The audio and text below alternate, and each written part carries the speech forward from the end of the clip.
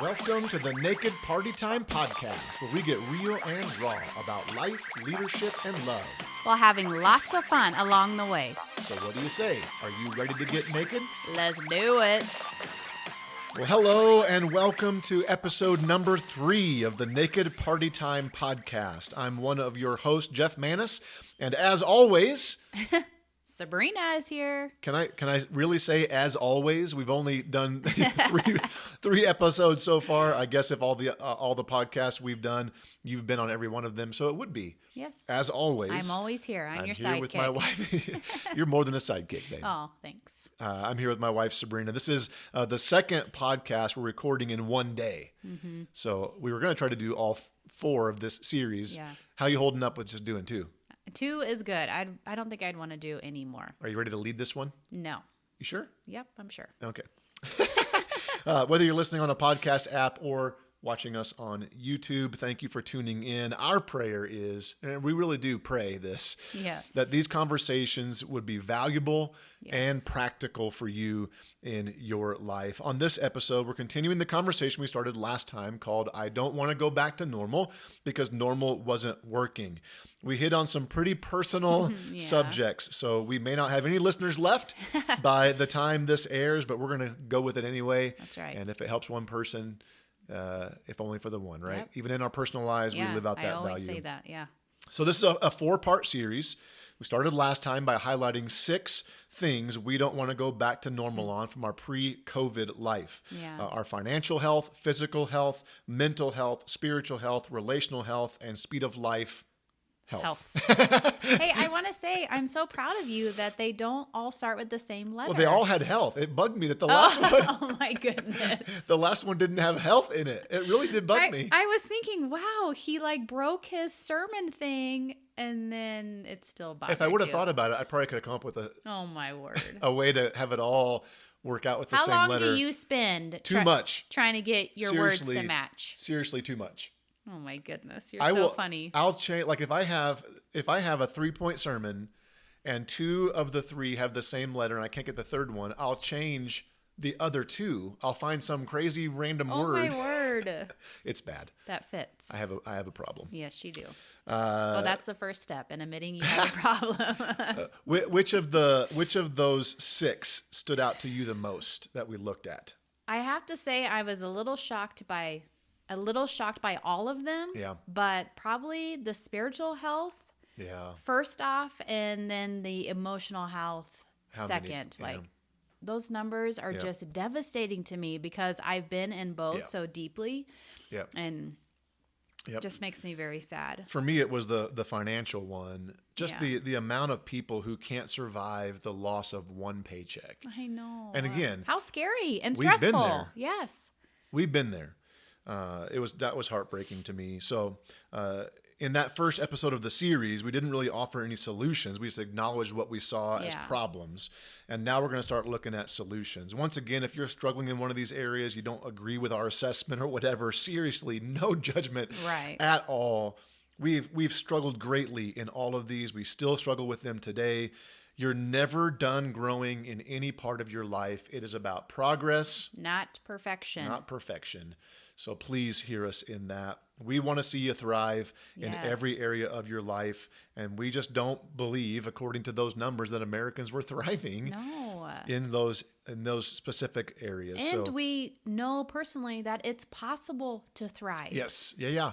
Not only have we seen it in our own life, but there's other people in our life that's inspired us because they're thriving. Yes. We are still learning from people in our own lives. My goodness. Constantly.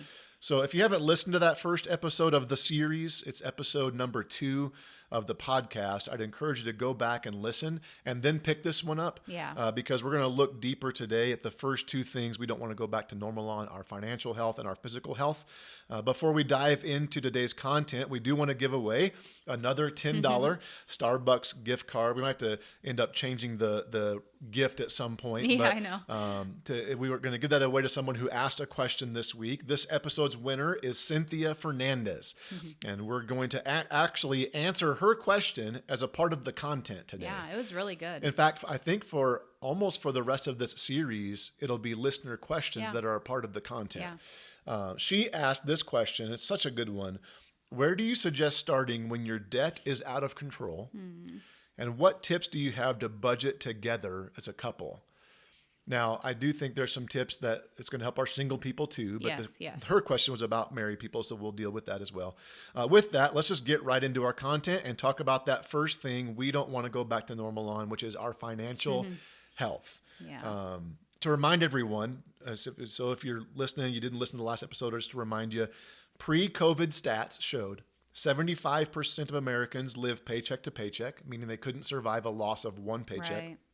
68% don't live on a budget. 56% save less than $100 a month. And right around 50% have less than 2 weeks of expenses in savings. 25% of people have no savings, not a dollar of savings, 25%. The average household has $38,000 in consumer debt, not counting the mortgage. Wow. So all of those numbers just send up major red flags to me when I saw that, okay? So just for a frame of reference for our conversation, the average American household income is $59,000. I understand in some parts of the country that literally could put you almost at poverty level, depending on how many kids you have. But for the most part, in the vast majority of our country, that's a livable wage. Yes. It may not be your desirable wage. Right. You may not have everything you want in that wage. But it's livable. Yes. And I really do believe that no matter how much money you make, you can save. Yes. Savings to me was the big catalyst of this conversation. Right. And remember, I said this last week, saving is not a dollar amount you have. It's a discipline in which you live. Yes. That's it's not a dollar amount. It's a discipline. So how do you do this?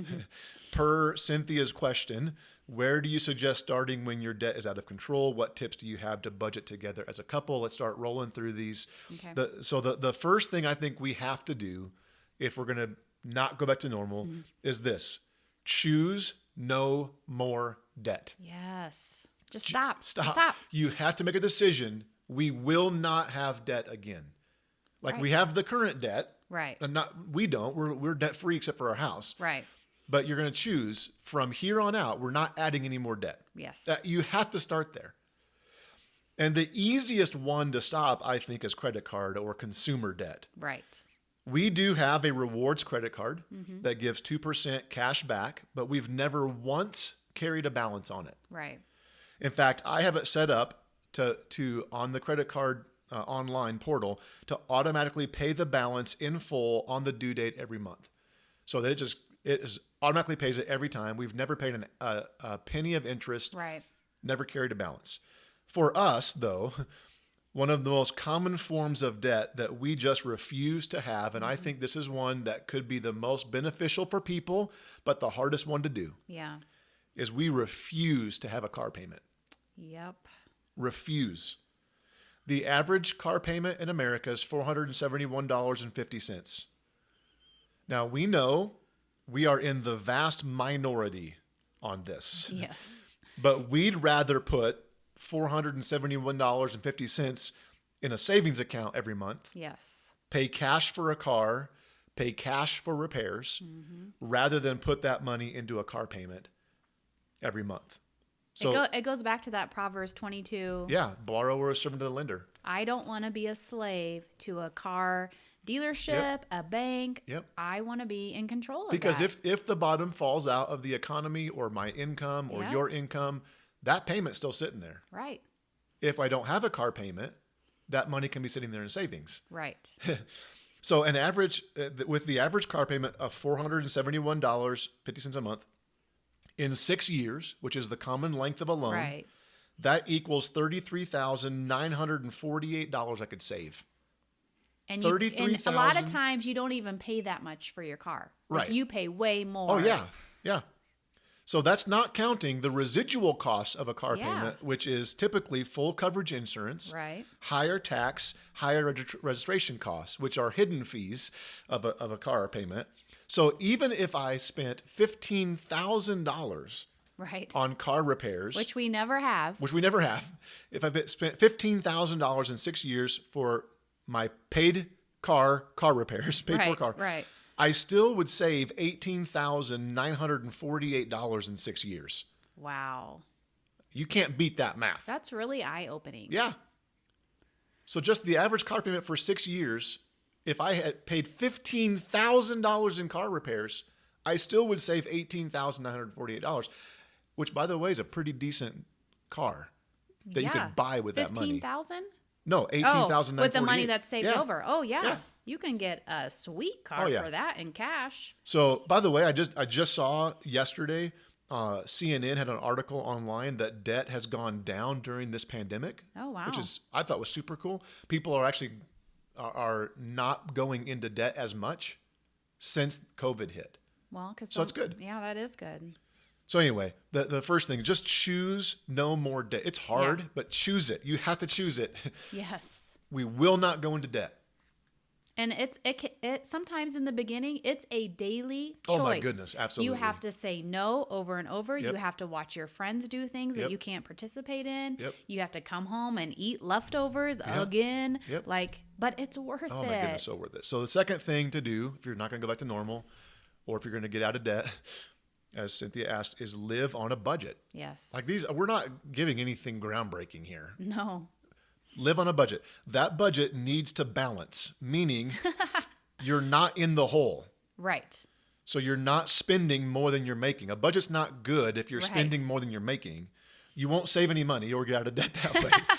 As Joe Sangl famously says, yes, income minus outgo equals exactly zero. Trademark. Yes.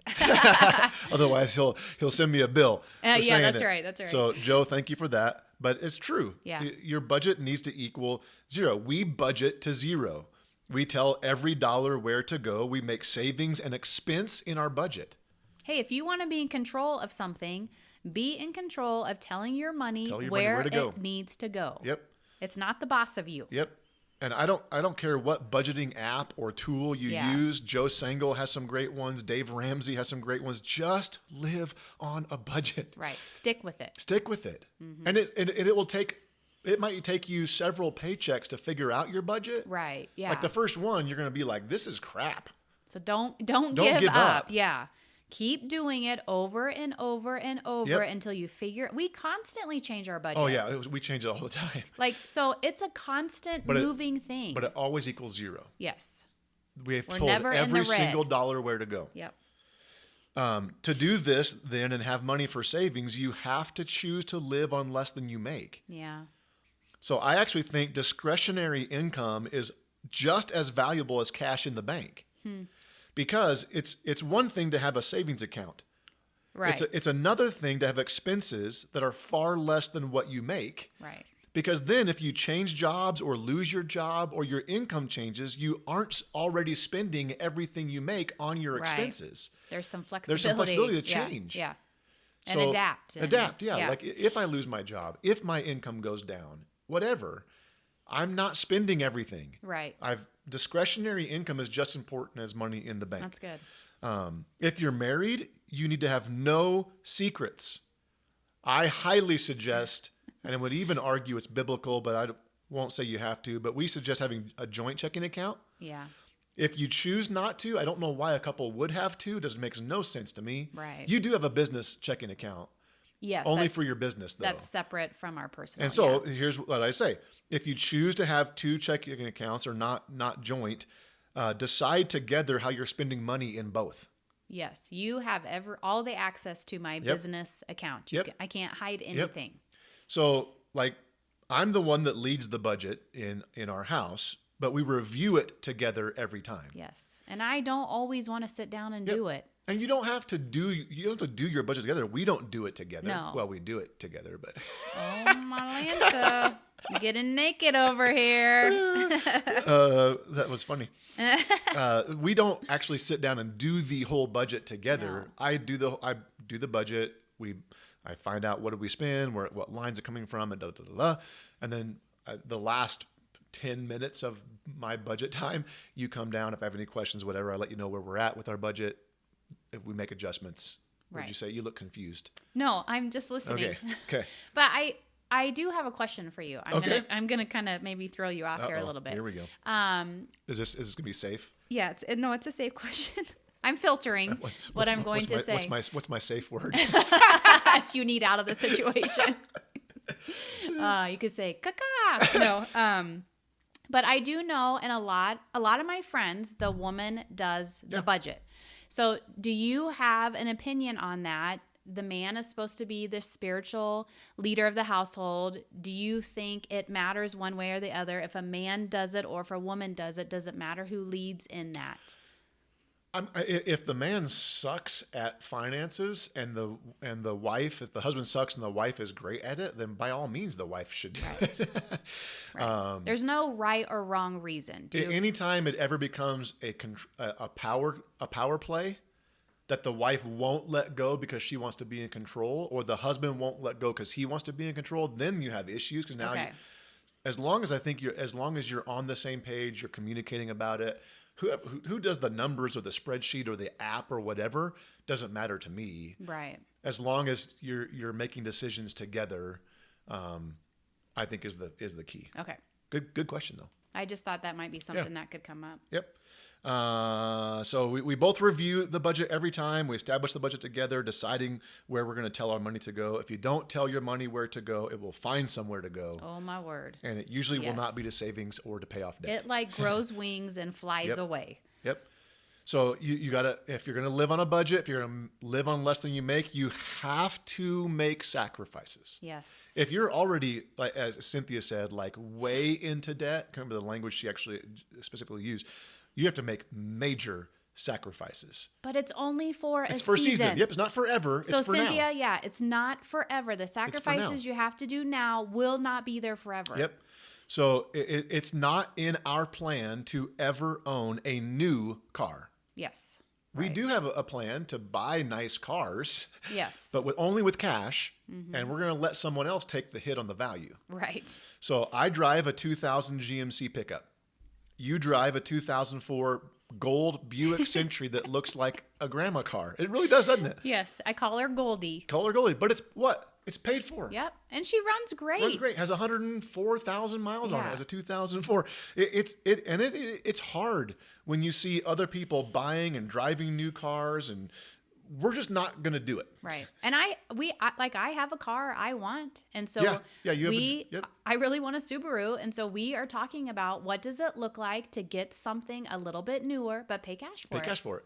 So I would rather have financial freedom than a new car with a recurring payment. Oh, I'd rather go on vacation than have a car payment. Yeah, we're putting our money towards other things we want to do. I don't want to put my money into a car that spends the majority of its time sitting in the driveway. Right. Yeah, you're hardly in your car at all. So we pay cash for vacation. It might mean you take less vacations because you're paying cash. Yeah. Pay cash for home repairs, medical procedures, everything. Like you have to make sacrifices. Yeah. To live on a budget, to live on less than you make, and start saving money. So that leads into this next thing. Make savings a priority. Yeah. We live on the 10-10-80 model. We give at least the first 10% of our gross income to God through our church as our tithe. Yes. We've always tithed. Even when we were in massive debt, living horrible financial lives everywhere else, we always tithe. Even when I hid debt from you, I was still tithing. Yeah. Like that's just something it's never crossed our mind to stop tithing. I firmly believe that God blesses the tithe. Malachi 3:8-10. Bring all the tithe into the storehouse, so there'll be food in my temple. If you do, he says, test me in this. Yes, the only thing, right, he says, that you can test him. Only place. Test me. I'll open the windows of heaven, pour a blessing on you so great you won't be able to contain it. Start somewhere. Yes. Like, I can't do 10%. Then give 1% with a goal of getting to 10. And make it the first. Make it the first thing. Yes. So all start somewhere, but we give at least the first 10%. We actually give way more than 10% in generosity with our compassion kids and whatnot. But next thing we do is we save at least 10% of every paycheck we get, at least 10% into an emergency savings account and into our retirement. We use an online savings account at Ally Bank. We set up an automatic deposit. Yes. So that when I get paid, I actually automatically have it go out for my tithe, and I automatically have it go out into savings. One of the things I love about an online savings account like Ally Bank is that it takes 3 days to transfer money back into your checking account. So it makes you think. It makes you think about, what am I actually pulling this money out for? Right. And then you can actually cancel within that 3-day window. Oh, yeah. You can cancel the transfer when you have your oh crap moment of exactly. I don't need to pull money out of savings to buy me a new pair of sneakers. Right. Right. Yeah, that's not very wise. I'm all for some new kicks, but not out of my emergency savings account. No. So when you save money, think of it this way: you are literally paying yourself. That's good. You're paying yourself for a future need. Yeah. That you can't see yet. Right. But when it happens, you'll have the money for it. Yeah. So an initial emergency savings account is more important than paying off debt. Yes. And Joe and Dave would save that as well. Well, Joe and Dave had differing opinions on how much to save. On how much, yeah, but they you both need some savings. save, you need something, yeah. So and here's why. If you don't have savings, but you have an emergency, what are you going to do? Go back into debt. You're going to put in your credit card. Yeah. So you have to have savings first before you start really attacking your debt.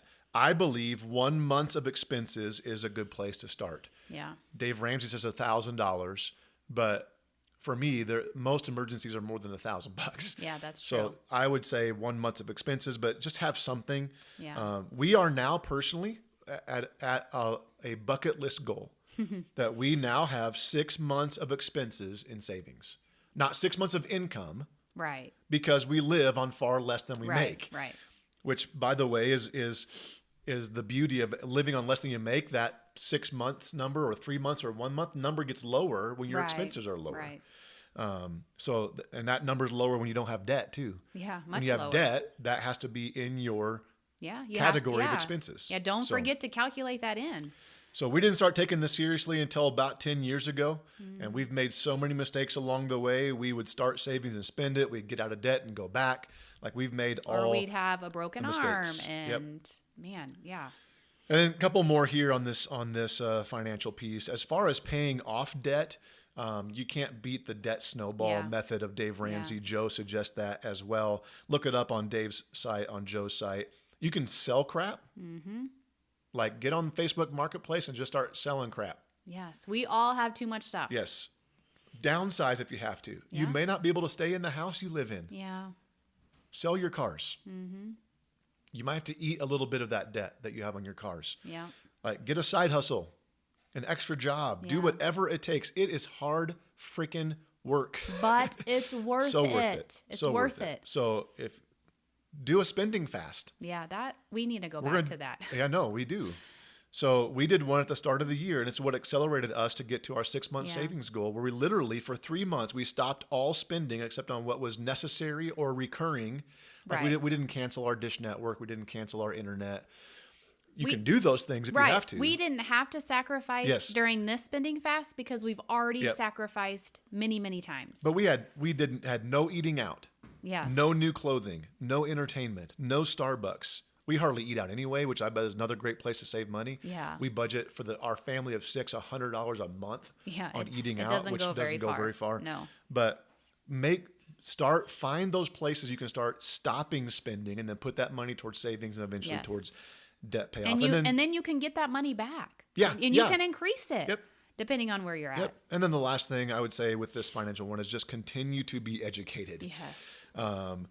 You have to have financial mentors in your life, and those mentors don't have to be people that you know personally. Right. Like Dave Ramsey's website. I mean, I cannot recommend Joe Sengel enough. Yes. His Monday Money Tip podcast. It's so good. Unbelievable. It's less than 30 minutes.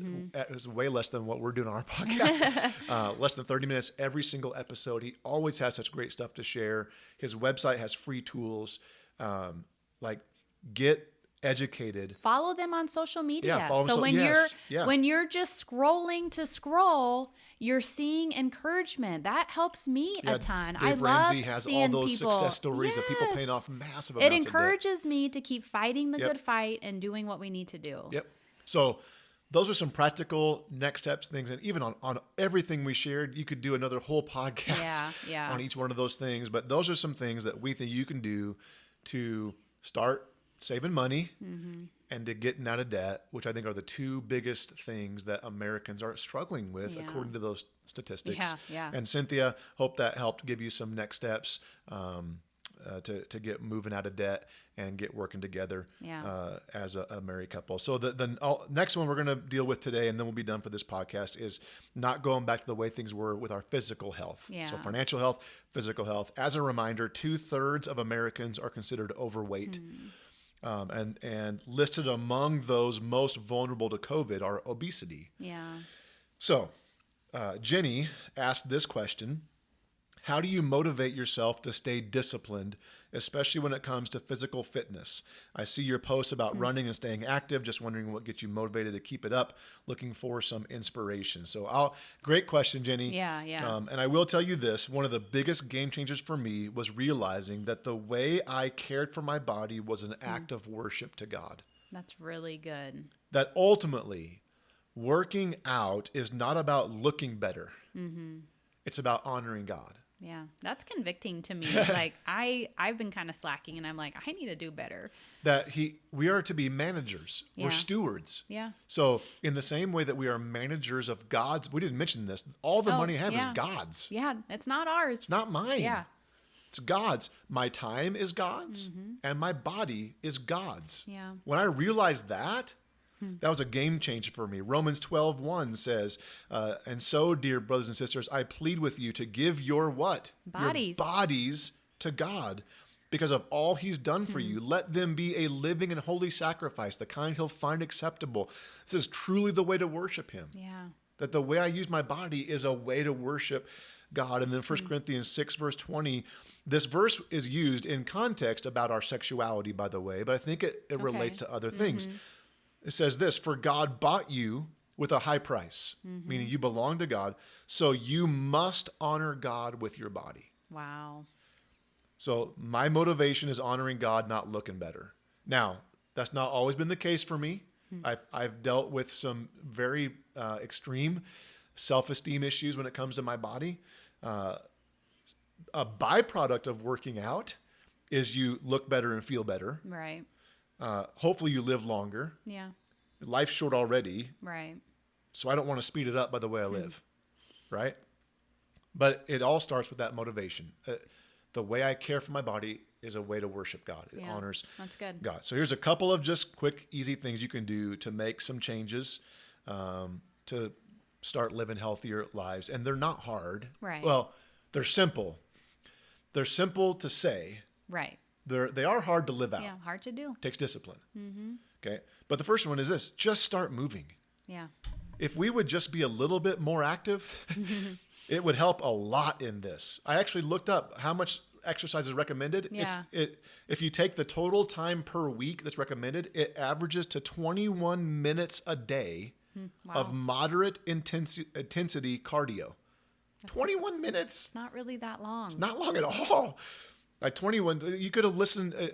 This podcast will end up being about 2 days worth of workouts. Oh, that's good. If you go walk for 21 minutes, you'll be halfway through this podcast. We're going to end up right about 40 minutes, 42 minutes probably. So 21 minutes a day. If you're doing high intensity workouts, it's actually less per day.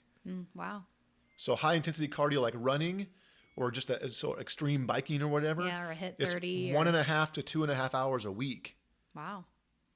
So just start moving. And that's been my big thing. Just move. I put it on every single workout post I put online. Just move.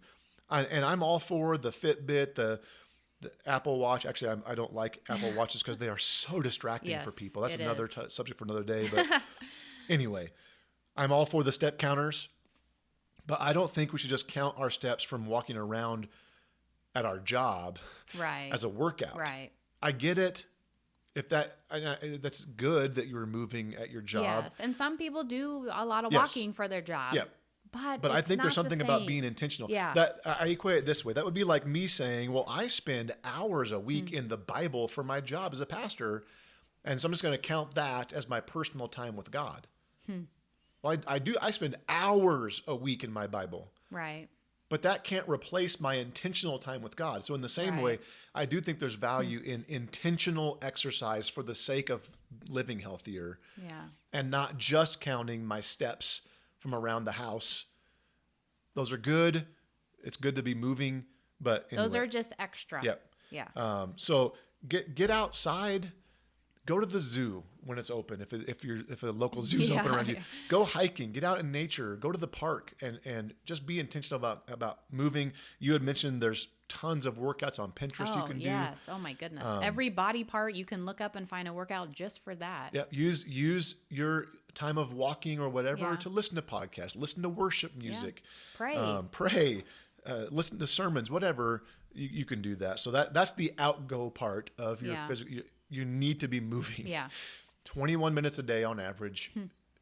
And that would get us a long way. It's such a small amount of time because we are such time wasters. But I have days that I don't want to go do anything and I'd rather sit around. So I get that it's the hardest thing to do. And I know, and when you have kids, it makes kids, it makes it even harder. Yeah. And I know there are some people that say, I don't have time, which is a lie.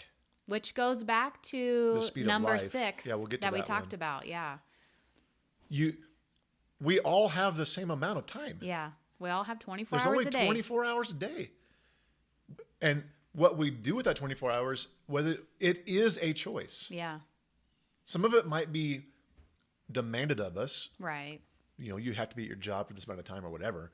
But you're not at your job for 24 hours a day. There's nothing you do that takes 24 hours. So there's always some free time in there. So that's the outgo part. 21 minutes a day of just start moving. Just get moving. And I think that'll go a long way. But the intake part's a big one. Like, what do you always say? What are the ratio of? 80-20. 80% is eating healthy. 20% is working out. Yep. So when you look at it like that, I'm like, man, the working out part is way easier, even though it's hard. Yeah. Because eating healthy, you can't stop eating. Like you have to do that. Yep. So I showed you the pictures on YouTube last time of kind of my weight loss journey. At least 60 pounds that I lost. It had to be more than that. On one of those, that one picture I showed, it's crazy. I don't even remember. It doesn't even look like me. No. But anyway, we have to make some changes in the way we eat. One of the biggest changes for us that led to healthier living was we stopped drinking soda. Yeah. Pop, whatever you call it from your region of the country. Yeah. We just stopped drinking it. The only time I have to have a soda. I have to have. Where? At the movies. At the movies. The movies are so much better with pop and popcorn. I have now, because of my blood work that came back with high cholesterol. The last time I went to a movie, I got a small soda and small popcorn. And this was the crazy part. The lady asked me, do you just want to make that the senior discount? The senior combo. Thanks, lady. Yeah, she was probably 16 years old. The senior combo is a small popcorn. Wow. But anyway, stop drinking soda, and I lost. That was a huge step forward in losing weight. Right. And just feeling better. Let's just say how sometimes it's not unfair that men can do one thing and start losing weight. And for women, it takes 100 things before we start losing weight. But you stopped. This is kind of disgusly how much soda we drank. It was bad. Because you stopped drinking soda and weight just started coming off. And we were like, I only did one thing. And we were shocked and kind of disgusted. Yeah. So obviously with that, we started drinking more water. Right. Both of us make it a goal, and we almost every day get there is drinking half our body weight in ounces of water. So whatever your weight is, divide that by 2. That's how many ounces of water you should drink a day. We both do that every single day. I find it easier for me to find a water bottle that I only drink out of. I know how many ounces is in it. So I know, okay, I have to have 3 of these to get to half my weight. And so then it's like you have a goal to get there, and it makes it a little bit easier. Yep. I actually, one of the things, I'll just say it. One of the things I started doing that gets my day started right is I actually drink. The first thing I do when I wake up is I drink a bottle, it's about 24 to 30 ounces of water. I just down it. Yeah. That's the first thing I do because you lose hydration in your sleep. Right. So the first thing I do is I drink a whole bottle of water to start my day. Literally the very first thing I do, I'm doing a little morning prayer routine that I do through the Lord's Prayer. And while I'm doing that Lord's Prayer routine, the first thing I do, I'm drinking that water. And it wakes up our body and our organs, and it's good for us. Yep. Yeah. Just recently, like literally within the last week, I started drinking 1 cup of water for every cup of coffee I drink. That was recommended from a health expert in our life that we're friends with. So it's a 1-to-1 ratio because coffee does dehydrate you, and I love coffee. And so for every 1 cup, I drink the same amount in water. We've drastically changed our diet, even more so with this recent blood work that came back with our elevated cholesterol. So we've reduced our saturated fat intake. We don't eat a lot of sugar or sweets anyway. Right. Those are a killer to your body. Sabrina, you do have a sweet tooth. I do. I have confessed that I'm a sugar addict, but I have really backed off over the years because I just know it's not good for me, even though it tastes so good. Yeah. But my downfall is chips and dip. Oh my Lanta, you guys, he has a problem. I can actually say no. I'm stuttering. I'm craving chips so bad. I'm stuttering. Oh my goodness. I can actually say no to starting to eat it. But if I start eating the chips and dip, I literally what? Yes. You're out of control. You'll eat the whole bag. I literally could eat an entire bag of chips and dip, which is why I looked the way I did.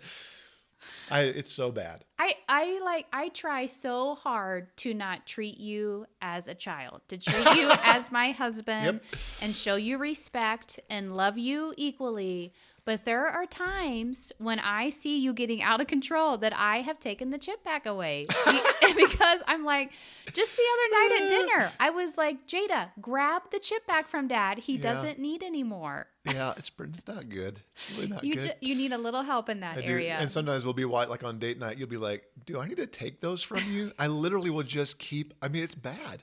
So it was more, this is something we're still working on, but you have to have there's a serving size for a reason. There's a serving size for a reason, and I hate the serving size. I just rolled my. I'd rather not have any than eat the serving size. Oh, anyway, you have to have the outgo, the workout, to change the intake. Both those things will equal healthier lives. Yeah. Go get an annual. That blood work was done because we went and had an annual physical. Yeah. That our doctor asked for blood work. We got blood work done. Holy crap! My cholesterol is way high. Yeah. So go to your doctor, ask them to do a physical on you and help you with your eating, whatever. It might cost you a little bit of money, but now if you do the financial ones, you're saving some money. That's right. So we've invested in our health, and we have a kid that we're investing in her health. She's on a diet. We're doing blood work, all the things. So you do have to spend some money, but we've been saving for things like this. So we're prepared. So the outgo, intake, accountability is another one that I think is huge. Yeah. For you, like for me, I'm a driven person and I'm super competitive with myself. Mm-hmm. So I don't have a problem now. I did when I first started. I don't have a problem now of being disciplined and working out because now it's just a normal part of my life. Right. I'm so OCD that once I have my routine set, I just keep on doing it. Right. You are someone that you do way better if someone's doing it with you. Yes. And because we don't work out at the same pace, you need other people in your life. So you actually have somebody that you walk with regularly. Yeah. Even when we were in extreme isolation with COVID, you would walk and call people. Yes, they would. Some people would walk in their own part of their neighborhood. Some would just be sitting at home, which was fine. But I needed someone to talk to. And I love listening to podcasts, but I know I just do much better if someone's holding my hand and helping me. Yeah. So you might need somebody to hold you accountable. Yeah. Some of this, that's not your spouse, probably, a friend, a loved one. That you can say, hey, I need to start moving. Yeah. I need to start eating better. And I need you to either do this with me or at least ask me weekly, daily, monthly, how I'm doing. But you need accountability, I think, especially when you get started. Yeah. You need accountability to keep going. Yeah. So that's good. You have the outgo, the workout, the intake, the food, the accountability. And then another area that I think plays into all of this is just sleep. Yeah. For me, my goal is 7 hours of sleep a night, and I like to get 8. But my body actually will often wake up after 7. Yeah.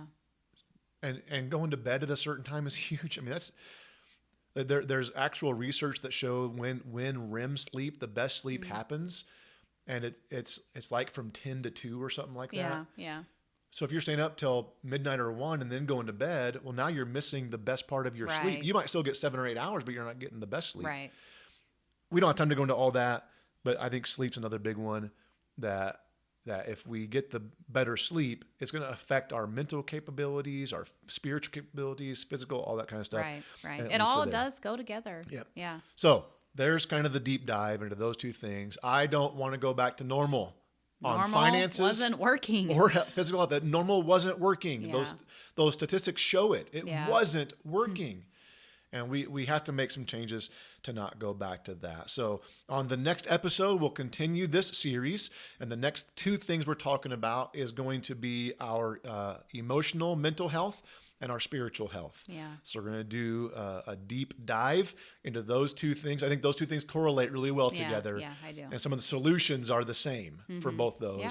And so I think we're going to do that next time. Hope this is helpful to you. As always, like, share, subscribe, rate, review, all the things. If you want to ask questions, hit us up on social media or at email hello@jeffmanis.com. Let's end with our marriage mantra. We are united in Christ, unstoppable with Christ, and unbreakable because of Christ. Now it's time for you to go get naked and party. We'll see you on the other side. Thank you for listening to the Naked Party Time podcast. If you enjoyed this episode, please subscribe, rate, and review on all of your podcast platforms. If you're watching on YouTube, please make sure and subscribe as well. For more content, go to jeffmanis.com.